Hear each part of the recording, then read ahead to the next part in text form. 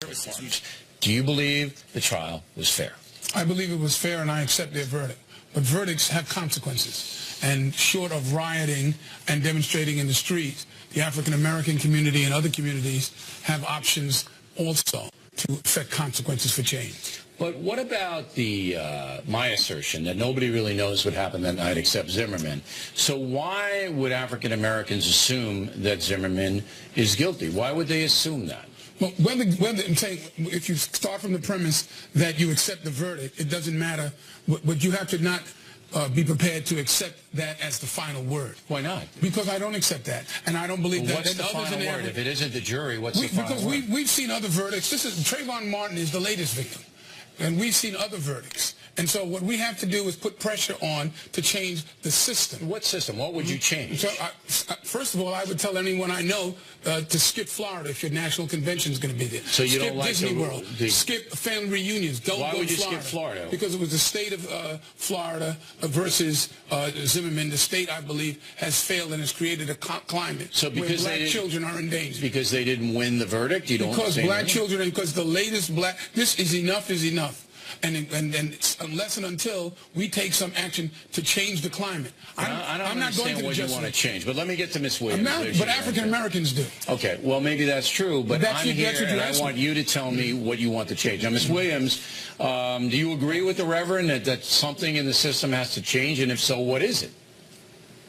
I agree with the Reverend that something in the system needs to change, but I also agree with you, Bill, that no one knows exactly what happened on the night that this young man lost his life. And what do I fault for us not knowing that and this really unsettling verdict? I fault the Florida statute that stand your ground. It's really problematic. It's highly controversial because it really undermines the legal system as we know it. Okay, really we understand that, but that's up to the state of Florida to revoke. Now, you say, well, all right, so you want the stand your ground law to be abolished or changed. All right, I understand that. I got that. Okay. What else? What else in the system do you want changed, Ebony? Well, that's pretty much where I'm starting. So that's it. Stand your ground. You don't like it. It led to this chaos, and now it's up to the state of Florida to do that. Well, first of all, Bill, let's start with one part of your premise. All right, go ahead. And your premise was, and others, the premise of others, that race had nothing to do with this. There isn't anyone in America who could see a black man standing over with a pistol in his hand, standing over a dead white boy, who would think that that black man would go home. Look, I don't... Do you believe these that? These are hypotheticals. All I know is this, that the FBI investigated this guy Zimmerman, all right, pretty thoroughly. And they didn't find anything in his background that would have said he would have gone after a black man, all right? Bill, I'm saying that blacks represent $1 trillion economy in this country. Yes. We have the muscle to change this situation. But what do you want to change? First of all, what Ebony said, I want to change that law. Okay. I want to change, but more importantly, it's been open season on black young men across the country. Yeah, by other black young men. No, but by the criminal justice system and the educational system. That's not true. Well, how do you explain the disparity?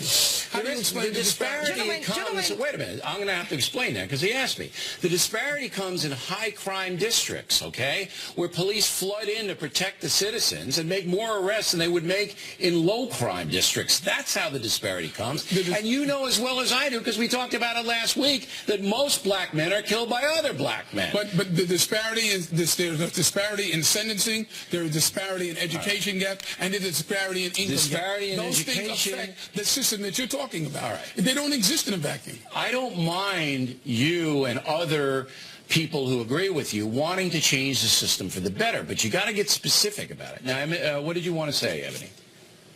Yeah, gentlemen, I wanted to address your issue, Bill, of fairness, right?